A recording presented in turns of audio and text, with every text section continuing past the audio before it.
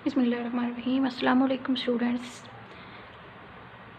आज हम chapter number 3 force and motion जो है उसका टॉपिक 3.4 वेरी इंटरेस्टिंग टॉपिक जो है वो डिस्कस करने जा रहे हैं। Velocity time graph. Velocity time graph के बारे में हम पढ़ेंगे, लेकिन अपने बेसिक टॉपिक तक जाने से पहले हम कुछ चीज़ें जो हैं ग्राफ के बारे में देखेंगे कि ग्राफ असल में क्या होता है। ग्राफ जो होता है बच्चे, ये हमें बताता है रिलेशन कोई से दो वेरिएबल्स के दरमियान, जिनके दरमियान आपने वैल्यूज़ को देखना होता है, कौन चेंज हो रहा है, कौन चेंज नहीं हो रहा है, या किस तरह उनमें चेंज आ रहा है। तो वो दो वेरिएबल्स जिनके दरमियान आपने ग्राफ ड्रॉ करना होता है, तो ग्राफ हमें उनके दरमियान रिलेशन बताता है। Graph tells us relation between two variables. Next जो एक्स एक्सिस होता है उसको हम एक और नाम भी देते हैं, दैट इज़ एब्सिसा, और वाई एक्सिस को हम कहते हैं ऑर्डिनेट। ग्राफ में हम बात करेंगे स्लोप और एरिया, बेसिक 2 पॉइंट्स। स्लोप क्या होती है, y ओवर x, या आप इसको कह सकते हैं राइज ओवर रन, ये स्लोप का फार्मूला है। और एरिया क्या होगा, area of graph is y multiply x। Mean slope के लिए हम y और x को डिवाइड करेंगे और एरिया फाइंड आउट करने के लिए हम दोनों को मल्टीप्लाई करेंगे। वेलोसिटी टाइम ग्राफ क्या होता है, ऐसा ग्राफ जो वेलोसिटी के वेरिएशन को दिखाए with passage of time. VT graph which show variation of velocity with time. Velocity में चेंज बताएगा हमें टाइम के लिहाज से, तो ऐसा ग्राफ जो वेलोसिटी में चेंज दिखाए टाइम के लिहाज से, ऐसे ग्राफ को हम कहेंगे वेलोसिटी टाइम ग्राफ। तो इस ग्राफ में बेसिकली दो चीज़ों को अंडरस्टैंड करना बहुत ज़रूरी है, that is slope and area. Slope and area. Slope कि यहाँ आप 3 टाइप्स पढ़ेंगे कि स्लोप कांस्टेंट कब होगी, इंक्रीज़ कब करेगी, डिक्रीज़ कब करेगी। और एरिया जो है आप दो चीज़ों का मेजर करेंगे, रेक्टेंगल का और ट्रायंगल का। तो सबसे पहले हम स्लोप का कॉन्सेप्ट देखेंगे। 3 केसेस आपने पढ़ने हैं, कांस्टेंट कब होगी, इंक्रीज़ कब करेगी और डिक्रीज़ कब करेगी। केस 1 है हमारे पास, वेलोसिटी टाइम ग्राफ हमने ड्रॉ किया और स्लोप का आपने फार्मूला पढ़ा, that y2 - y1 over x2 - x1। Means vertically जो चेंज आ रहा होगा वैल्यूज़ में, उनको हम डिवाइड कर देंगे हॉरिजॉन्टली चेंज में। तो पहले केस में क्या होगा, अगर आपके पास वेलोसिटी इक्वली चेंज हो रही है in equal interval of time. For example आपके पास टाइम 5 सेकंड गुजरा, टाइम आपने सेकंड्स में लेना है और वेलोसिटी आपने मीटर पर सेकंड में लेनी है। टाइम जब 5 सेकंड गुजरेगा तो वेलोसिटी 5 मीटर पर सेकंड डिस्टेंस कवर करेगी। तो आप डॉट कहाँ लगाएंगे, इन दो के दरमियान में, और ये डॉट देखें एक्स में भी है वाई में भी है। नेक्स्ट जब 5 सेकंड गुजरते हैं तो आपके पास फर्दर 5 मीटर पर सेकंड, तो ये आपके पास हमने डॉट जो है वो लगा दिया। अगले 5 सेकंड में दोबारा से जब 15 सेकंड टाइम गुजरेगा 15 मीटर पर सेकंड, तो ये आपके पास ये डॉट। नेक्स्ट 20 पे आपके पास क्या आ जाएगा, और ये डॉट आपने कहाँ लगाने होते हैं कि हॉरिजॉन्टली ये इस लाइन को टच करें और वर्टिकली इस लाइन को टच करें। तो हम क्या करेंगे, इन तमाम डॉट्स को आपस में मिला देंगे। इन तमाम डॉट्स को आपस में जब हमने ज्वाइन किया तो हमारे पास एक स्ट्रेट लाइन जो है वो आई। अच्छा, यहाँ देखें आप, एक चीज़ नोट करने वाली है। स्लोप आपने पढ़ा y2 - y1 over x2 - x1। Means vertically change को डिवाइड कर देते हैं हॉरिजॉन्टल चेंज पे। अब वर्टिकली हमने क्या लिया हुआ है, वेलोसिटी, और हॉरिजॉन्टल हमने क्या लिया हुआ है, टाइम। मीन्स इस स्लोप को मैं लिख सकती हूँ v2 - v1 over t2 - t1। अब ज़रा अपना दिमाग थोड़ा सा पास में लेके जाए, इतना भी पास में लेके जाना। तो ये जो फार्मूला आपने पढ़ा था, ये क्या बन रहा है, del v over del t। तो ये फार्मूला किसका है हमारे पास, एक्सेलरेशन का, del v over del t। तो इससे क्या साबित हुआ कि जो आपके पास स्लोप बताएगी असल में वही हमारे पास एक्सेलरेशन होगा। स्लोप जो शो करेगी हम कहेंगे कि ये एक्सेलरेशन है। अगर हम बात करें स्ट्रेट लाइन की, वेलोसिटी 20 मीटर पर सेकंड, टाइम कितना गुजरा 20, हमारे पास एक straight line I. Means equal interval of time में वेलोसिटी जो है वो यूनिफॉर्मली चेंज हो रही है। तो ये स्लोप हमें, हमारे पास जो स्ट्रेट लाइन आती है किसी भी ग्राफ में, जो स्ट्रेट लाइन हो वो शो करती है कांस्टेंट को, कि स्लोप हमारे पास क्या है, कांस्टेंट है। अगर स्लोप कांस्टेंट है तो आपने पढ़ा स्लोप ही एक्सेलरेशन है, तो इसमें एक्सेलरेशन भी क्या होगा, कांस्टेंट। ये मैंने ए सी से शो कर दिया। एक्सेलरेशन एक स्ट्रेट लाइन अगर आपके पास आ जाए तो एक्सेलरेशन क्या होगा, कांस्टेंट एक्सेलरेशन होगा। इस केस में देखें बच्चे, आपके पास ये जो लाइन है स्ट्रेट लाइन, ये शो कर रही है वेलोसिटी टाइम के साथ इंक्रीज़ हो रही है। टाइम इंक्रीज़ हो रहा है मीन्स वेलोसिटी इंक्रीज़ हो रही है, लेकिन यूनिफॉर्म इंक्रीज़ आ रहा है, यूनिफॉर्म चेंज आ रहा है। तो अगर हम सिर्फ बात करें वेलोसिटी इंक्रीज़ हो रही है, तो वेलोसिटी इंक्रीज़ के लिए हमने पढ़ा था एक्सेलरेशन पॉजिटिव होता है। अब यूनिफॉर्मली चेंज हो रही है तो एक्सेलरेशन कांस्टेंट है। तो ये जो स्ट्रेट लाइन है या ये स्लोप जो है, ये हमारे पास शो करेगी पॉजिटिव कांस्टेंट एक्सेलरेशन। ये हमारे पास स्लोप क्या होगी, पॉजिटिव कांस्टेंट एक्सेलरेशन। पॉजिटिव के लिए एक चीज़ आप और भी देख सकते हैं, अगर ये लाइन या वेलोसिटी टाइम ग्राफ की जो लाइन है वो एक्स एक्सिस के साथ जो एंगल बना रही है वो लेस हो 90 डिग्री से, तो स्लोप आपके पास क्या होगी, पॉजिटिव होगी। अगर एंगल जो है वो 90 से छोटा हो, जैसे यहाँ पे है, क्योंकि ये फुल 90 है, ये 90 से छोटा एंगल जो है, तो हमारे पास स्लोप क्या होगी, पॉजिटिव। हम एक छोटे से न्यूमेरिकल वैल्यू लेके इसको सॉल्व करते हैं। इस केस में देखें स्लोप या एक्सेलरेशन क्या होगा, del v over del t. तो वेलोसिटी में जो चेंज आ रहा है वो क्या है, 20 फाइनल है और इनिशियल 0 है। उसी तरह टाइम 20 जो है फाइनल है और इनिशियल 0 है, दैट 20 माइनस 0 ओवर 20 माइनस 0। तो आंसर क्या आएगा, 1 मीटर पर सेकंड स्क्वायर। तो इस केस में हम किस तरह वैल्यू फाइंड आउट कर सकते हैं, फाइनल वेलोसिटी में से इनिशियल वेलोसिटी को सब्ट्रैक्ट करें, उसी तरह फाइनल टाइम में से इनिशियल टाइम को सब्ट्रैक्ट करें, तो आपके पास स्लोप या एक्सेलरेशन की वैल्यू आ जाएगी।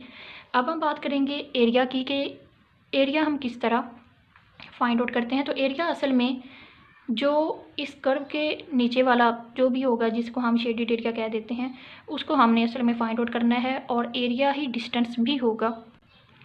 हमने ये शेडेड एरिया फाइंड आउट करना है। और देखिए ये शेडेड एरिया जो है हमारे पास क्या है, एक ट्राइएंगल बन गई है।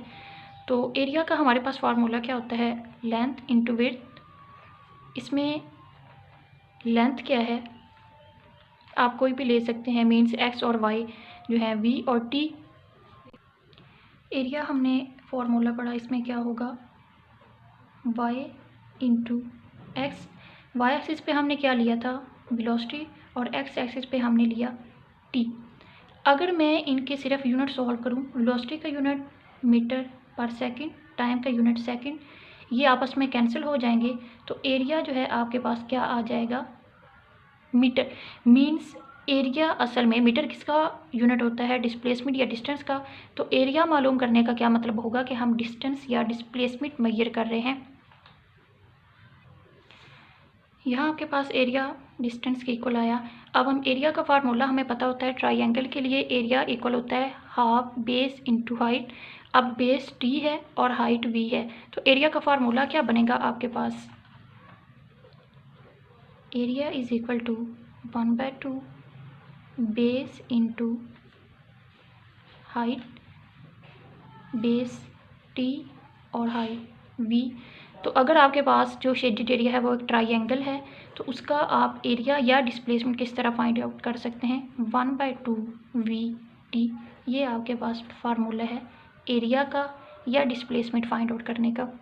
नेक्स्ट हम बात करेंगे केस 2, और केस 2 में आपने क्या करना है, अगर टाइम इंक्रीज़ होने के साथ आपकी वेलोसिटी में जो चेंज आ रहा है वो नेगेटिव हो, या टाइम इंक्रीज़ होने के साथ आपकी वेलोसिटी डिक्रीज़ हो रही हो, तो इस केस में भी आपके पास जो स्लोप आएगी वो कांस्टेंट ही होगी या यूनिफॉर्म होगी। आपके पास पहले थी वेलोसिटी 8 मीटर पर सेकंड, टाइम इंक्रीज़ हो रहा है लेकिन वेलोसिटी जो है वो आपके पास डिक्रीज़ हो रही है, फाइनली ये 0 पे होगी, और टाइम जो है वो कॉन्स्टेंटली इंक्रीज़ हो रहा है, 0 2 4 6 8 मीन्स 2 के इंटरवल के साथ टाइम चेंज हो रहा है, इंक्रीज़ हो रहा है, और वेलोसिटी जो है वो डिक्रीज़ हो रही है। इस केस में भी स्लोप आपके पास कांस्टेंट होगी, यूनिफॉर्म होगी, क्योंकि स्लोप में कोई उतार चढ़ाव जो है वो नज़र नहीं आ रहा। स्लोप इस केस में भी आपके पास यूनिफॉर्म है, और स्लोप ही हमारे पास एक्सेलरेशन भी होती है। तो एक्सेलरेशन इस केस में भी क्या होगी, कांस्टेंट एक्सेलरेशन। ये कांस्टेंट एक्सेलरेशन तो हमने कहा इस स्लोप को देख के, लेकिन अगर हम बात करें वेलोसिटी डिक्रीज़ हो रही है तो वेलोसिटी डिक्रीज़ के लिए हमने पढ़ा था कि एक्सेलरेशन नेगेटिव होता है। तो एक्सेलरेशन इस केस में क्या होगा, नेगेटिव कांस्टेंट एक्सेलरेशन। तो ये डिफरेंस है अगर वेलोसिटी इंक्रीज़ हो रही हो या डिक्रीज़ हो रही हो। हम न्यूमेरिकली इसको सॉल्व अगर करें, एक्सेलरेशन क्या है, del v over del t. इसमें देखें फाइनल यहाँ से वेलोसिटी शुरू हो रही है और यहाँ तक आई, जहाँ से शुरू हो उसको हम इनिशियल पॉइंट कहते हैं और जहाँ पे ख़त्म हो उसको हम फाइनल पॉइंट कहते हैं। तो वेलोसिटी का इनिशियल ये है और फाइनल क्या है, ज़ीरो, और टाइम का इनिशियल ज़ीरो है और फाइनल क्या है, 8। क्योंकि ये देखें ना, यहाँ वेलोसिटी अपनी पीक पॉइंट पे है 8 पे, लेकिन टाइम यहाँ पे क्या है, 0। और यहाँ अगर आए वेलोसिटी 0 मींस वर्टिकल कंपोनेंट तो 0 हो गया, लेकिन हॉरिजॉन्टल कंपोनेंट जो है वो मैक्सिमम 8 वैल्यू दे रहा है। तो यहाँ हमारे पास फाइनल माइनस इनिशियल, फाइनल अब वेलोसिटी के लिए फाइनल ये है और इनिशियल ये, फाइनल 0 माइनस 8, और टाइम के लिए देखें तो इनिशियल ये है और फाइनल 8 है, 8 माइनस 0। तो आंसर क्या आएगा, -8 over 8। Acceleration is equal to -1 metre पर सेकंड स्क्वायर। एक्सेलरेशन का जो हमारे पास आंसर आया वो नेगेटिव में है, मीन्स वेलोसिटी अगर टाइम इंटरवल के साथ डिक्रीज़ हो रही हो तो एक्सेलरेशन का जो स्लोप है अगर वो यूनिफॉर्मली चेंज हो रही है, एक्सेलरेशन का स्लोप यूनिफॉर्म ही होगा, लेकिन एक्सेलरेशन जो है वो नेगेटिव कांस्टेंट एक्सेलरेशन होगा। यहाँ हम दोबारा से बात करेंगे एरिया की। इस केस में भी आपके पास ये शेडेड एरिया है और आपके पास ये फिर से एक ट्राइंगल है। तो इस केस में भी आपके पास एरिया क्या होगा, half base into height 1/2 VT area का फार्मूला है, और इसी फार्मूले से आप जो है डिस्टेंस फाइंड आउट कर सकते हैं। फॉर एग्जांपल इस केस में अगर देखें, एरिया आपने फाइंड करना है, एरिया या डिस्टेंस, एरिया या डिस्प्लेसमेंट जो भी आपके पास अगर न्यूमेरिकल में आ जाए, अगर आ जाता है डिस्प्लेसमेंट फाइंड आउट करें एक स्लोप का, तब भी आप यही फार्मूला यूज़ करेंगे, और अगर एरिया के लिए बात आ जाए तब भी आप यही फार्मूला यूज़ करेंगे। 1/2 वेलोसिटी कितनी है, मैक्सिमम 8 और टाइम भी 8, तो ये आपके पास क्या हो जाएगा 64, और आंसर क्या आ जाएगा 32 मीटर। तो ये आपके पास क्या है, डिस्प्लेसमेंट है या एरिया आप इसको कह सकते हैं। थर्ड केस है हमारे पास वेलोसिटी टाइम ग्राफ में। वेलोसिटी अपनी पीक वैल्यू जब वो गेन कर लेती है, सपोज वो पीक वैल्यू उसकी क्या है 6 मीटर पर सेकंड।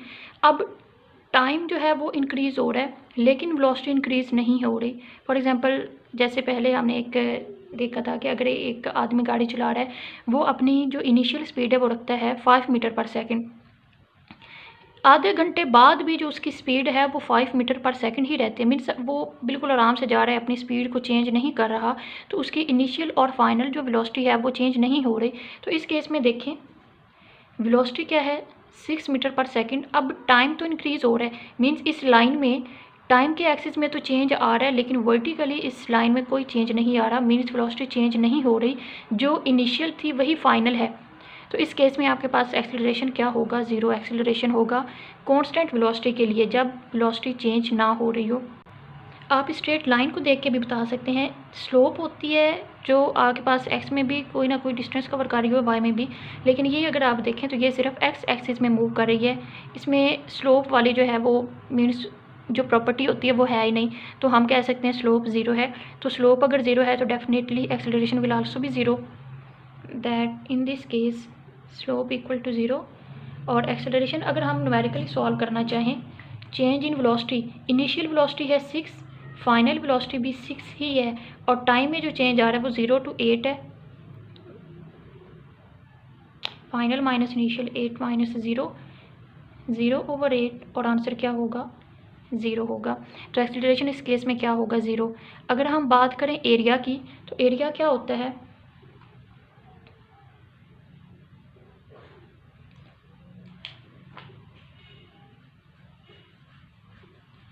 अगर आप इस लाइन के नीचे वाला एरिया देखें तो ये एक रेक्टेंगल बना रहा है, रेक्टेंगल का एरिया हमारे पास क्या होता है,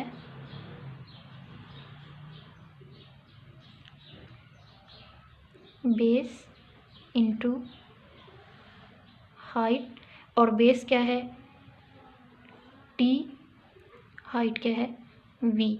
तो आप इस केस में कह सकते हैं एरिया कितना होगा वी टी। तो अगर आपके पास न्यूमेरिकल आ जाते हैं और न्यूमेरिकल में आपके पास कुछ ग्राफ्स गिवन होते हैं कि एक स्ट्रेट लाइन का ग्राफ आ जाता है या कॉन्स्टेंटली मूविंग कर्व स्लोप का ग्राफ आ जाता है, तो डिफरेंट केसेस में आप किस तरह एरिया और स्लोप जो है फाइंड आउट कर सकते हैं। तो ये आपके पास फार्मूले हैं। अगर ट्राइंगल है रेक्टेंगल है तो उसका एरिया क्या होगा वी टी होगा, और ट्राइंगल का एरिया होता है हाफ वी टी। इसी तरह स्लोप जो है वो आप तमाम केसेस में 1 बाय 1 करके न्यूमेरिकली भी सॉल्व कर सकते हैं इसमें। ओके बच्चे, यहाँ हम एक बहुत ही इंटरेस्टिंग चीज़ के बारे में पढ़ेंगे जिसमें मोस्टली स्टूडेंट्स जो है कंफ्यूज भी हो जाते हैं या उनको पता नहीं चलता कि हमने किस तरह ग्राफ ड्रॉ करना है। सपोज़ एक बच्चा है, उसने घर से स्कूल जाना है। अब ये टाइम एक्सिस है और ये वेलोसिटी एक्सिस है। घर से उसने स्कूल जाना है। शुरू में वो अपनी स्पीड जैसे जैसे टाइम गुजरता है बड़ी तेज़ रखता है कि जल्दी स्कूल पहुँचे, लेट हो गया। लेकिन फिर यहाँ आके उसे ख्याल आता है कि नहीं, अभी काफ़ी टाइम है तो मैं ना आराम आराम से जाता हूँ। पहले वो हाईली स्पीड के साथ मूव कर रहा था, टाइम इंक्रीज़ हो रहा है, वो अपनी स्पीड को इंक्रीज़ कर रहा है। तो ये जो स्लोप क्या आपने पढ़ा था, पॉजिटिव कांस्टेंट एक्सेलरेशन के साथ मूव कर रहा है। अब वो करता क्या है कि वो उसी वेलोसिटी के साथ ही रहता है। टाइम गुजर रहा है लेकिन वो अपनी वेलोसिटी जो है वो चेंज नहीं कर रहा। ये स्लोप क्या शो कर रही है, नो चेंज इन वेलोसिटी। अब फिर वो आहिस्ता आहिस्ता अपनी वेलोसिटी जो है कम करने लग जाता है। टाइम इंक्रीज़ हो रहा है और वो आहिस्ता आहिस्ता, उसका स्कूल जाने को दिल नहीं कर रहा, कुछ ऐसा केस है, तो वो आहिस्ता आहिस्ता जो है अपनी वेलोसिटी को कम करता हुआ स्कूल पहुंच जाता है। टाइम इंक्रीज़ हुआ और वेलोसिटी उसने क्या की, कम। तो ये स्लोप क्या शो कर रही है, नेगेटिव कांस्टेंट एक्सेलरेशन। तो ये सेम पीछे वाले केसेज हैं, positive constant acceleration, zero acceleration, negative constant acceleration. अब अगर आपने ग्राफ ड्रॉ करना है जब वो दोबारा स्कूल से घर आएगा, तो आपने ये कभी भी नहीं करना कि ये इस तरह यहाँ पे ड्रॉ करें कि यहाँ से नीचे आए फिर ये स्ट्रेट लाइन और ये, क्योंकि ये टाइम एक्सिस है बच्चे। आपने जब स्कूल से घर आना है तो यहाँ से वापस आने का मतलब होगा आप टाइम में वापस आ रहे हैं, तो टाइम में आप वापस नहीं जा सकते। तो ये इस केस में आपने अपना ग्राफ किस तरह ड्रॉ करना है।